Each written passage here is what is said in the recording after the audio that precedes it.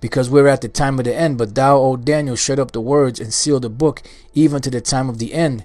Many shall run to and fro, and knowledge shall be increased. And that's what's happening. The knowledge is being increased. Why? Because the Lord is opening up the floodgates of truth now.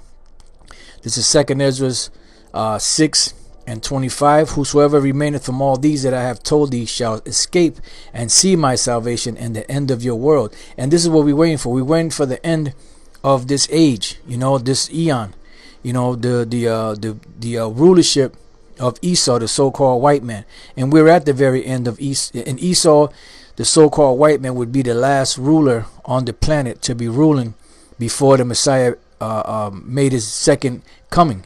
This is the 6th verse. Then did I consider these things, and they all were made through me alone, and through none other. By me also they shall be ended, and by no other. Because when you read from the beginning of this chapter, it speaks about the beginning. It speaks about how the earth was made.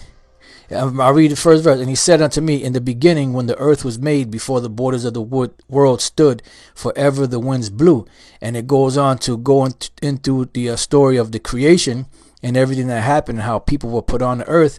And then he said, then did I consider these things, and they all were made through me alone, and through none other. Because the Most High is the one that gave the blueprint. By me also they shall be ended, and by none other. So just like it had a beginning, it has an end. Because the kingdom that's coming is going to be established upon righteousness. These kingdoms and these empires that have ruled the earth all the way from the creation have all been wicked. But this kingdom that's coming is going to be a righteous kingdom. So this is going to be the first time, really, technically, in the history, that there's going to be an actual righteous kingdom upon the earth, run under righteousness, not like it was in the past where wickedness existed all over the place, even though you had righteousness. This is going to be total righteous, total righteousness. And the other nations, when they go off, they're going to be dealt with, but all Israel will not go off. It says, then answered I and said, what shall be the parting asunder of the time? So when are these things going to happen? When is it going to be the time when you're going to bring this end? Or when shall be the end of the end of this first world, this wicked world, and the beginning of it that followeth? Okay. And he said unto me, from Abraham unto Isaac, when Jacob and Esau were born of him, Jacob's hand held first the heel of Esau. And that's why the Most High made the promise through Abraham, Isaac, and Jacob.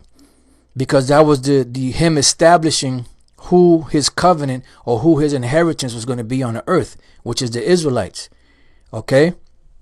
And then it says, Jacob's hand held first the heel of Esau, for Esau is the end of the world. And when you look up this word world here in the Latin, it's the word secular, which is equivalent to the Greek word eon, which is also equivalent to the to the Hebrew word iwalam, which means an age, uninterrupted rule, a certain period of time. So whenever any empire ruled, they ruled for an age, for a certain period of time, an uninterrupted rule.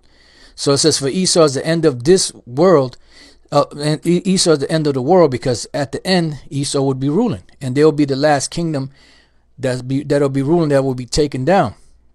That's why when you read the book of Revelation, it speaks about a scarlet colored beast. It speaks about the beast being red,